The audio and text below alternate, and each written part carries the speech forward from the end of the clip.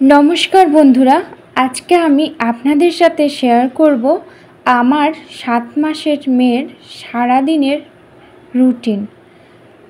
आमार मेये 7 मास थेके solid food खावा शुरू करेछे। तो चलुन ब्लगटा शुरू करा जाक। एखन बाजछे सकाल 8टा और एदिके आमार मेये घुम थेके उठे गेछे। तारपर आमी ताके आदर करे सकाल बेलाय प्रथमेई आमी जेटा करी सेटा होच्छे ताके नासाल ड्रप दी, तारपर ताके जल खावाई, जल खाওয়ানোর पर ताके भगवानेर दर्शन कराई। तारपर एखन आमी चले एसेछि ब्रेकफास्ट बानाते मेयेर जोन्नो। आजके ओके ब्रेकफास्टे देब आपेल सेদ্ধ और কিছুদিন হলো সে খাওয়া শুরু করেছে, তাই তাকে আজকে আপেল সেদ্ধই দিব। আপেল সেদ্ধ দেওয়ার পর সে খাওয়ার পর কিছুক্ষণ পর পটি করে, পটি করার পর আমি তাকে স্নান করিয়ে দিয়েছি। তারপর আমি তাকে মশারি টাঙিয়ে ঘুম পাড়িয়ে দিয়েছি। তারপর আমি তার লাঞ্চে ব্যবস্থা করব। আজকে লাঞ্চে তাকে দিয়েছি খিচুড়ি, এখানে আছে চাল, মুগ ডাল, তার সাথে আছে ছোলা আর একটু আলু, আর তার সাথে রয়েছে খিচুড়ির সাথে একটা ডিম সেদ্ধ। তারপর লাঞ্চ কমপ্লিট হয়ে যাওয়ার পর সে আবার ঘুমিয়ে পড়ে। ঘুমিয়ে যাওয়ার পর এখন বাজছে সন্ধে 6টা।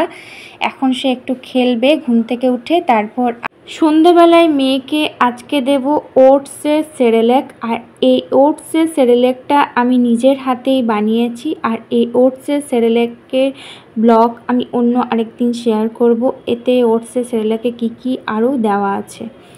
তো এদিকে আমি বাটির মধ্যে নিয়ে নিয়েছি গরম জল। তারপর এর মধ্যে আমি অ্যাড করব ফর্মুলা দুধ। আর এই ফর্মুলা দুধটা আমার মেয়ে জন্মের প্রথমবার থেকে খেয়ে আসছে, তাই আমরা এই ফর্মুলা দুধটা চেঞ্জ করিনি। এটা হচ্ছে অ্যাপটামিল গোল্ড। তো এখানে আমি 2 থেকে 3 চামচের মতো ফর্মুলা দুধ দেব। তারপর আমি এর মধ্যে অ্যাড করব ওটসের সেরেল্যাক। আর এই ওটসের সেরেল্যাকটা হচ্ছে হোমমেড সেরেল্যাক। এটাই দেবো আজকে আমি তাকে সন্ধেবেলায় খাবারে। এখানে আমি ওটসের সেরেল্যাকটাও 2 থেকে 3 চামচের মতো দেব, তবে এটা একটু ঘনত্বটা বেশি দাঁড়াবে। তারপর এটা ভালো করে গুলে নিতে হবে একটু সময় নিয়ে। তারপর এটা আমি আমার মেয়েকে খাইয়ে দেব। এখন বাজছে সন্ধে 6টা। আমি চেষ্টা করি প্রত্যেক দিন খাবারটা একটু চেঞ্জ করা।